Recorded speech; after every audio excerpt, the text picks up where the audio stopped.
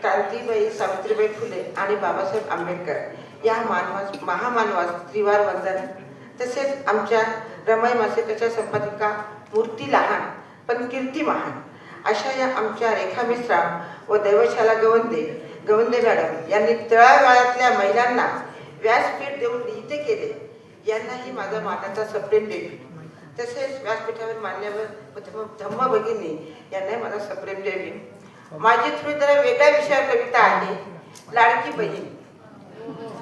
प्रतिमाताई आहेरांनी लाडकी बहिणीविषयी बोलल्या होत्या, त्याविषयीच मी कविता केलेली आहे. लाडकी बहीण म्हणतो श्री दादा मला. लाडकी बहीण म्हणतो श्री दादा मला. तुझ्या बहिणीवर होणारे अत्याचार कधी थांबवशील सांगणारे मला.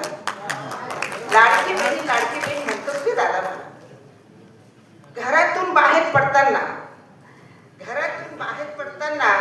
सुखरूप येते की नाही अशी भीती वाटते रे मला.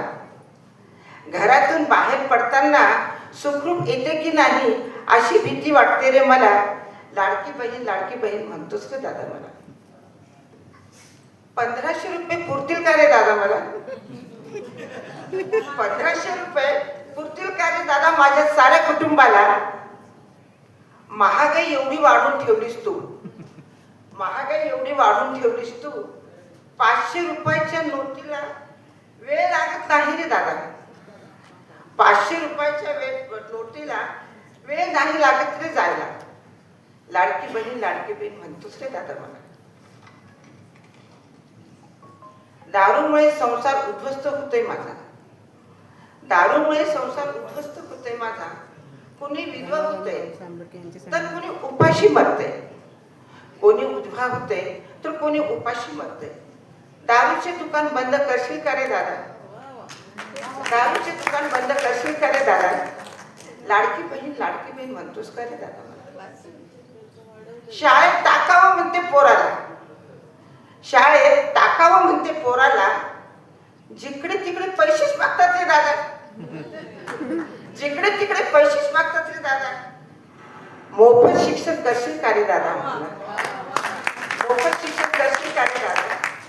लाडकी बहीण म्हणतोस का रे दादा. उच्च शिक्षणासाठी कर्ज देतोस तू म्हणालास. घरदार पाहिल्याशिवाय कर्ज देत नाही आम्हाला.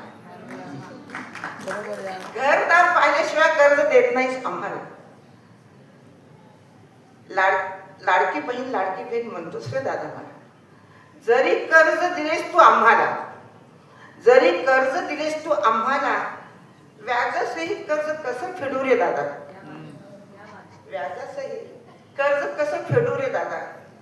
त्याऐवजी मोफत शिक्षण देणार रे दादा आम्हाला.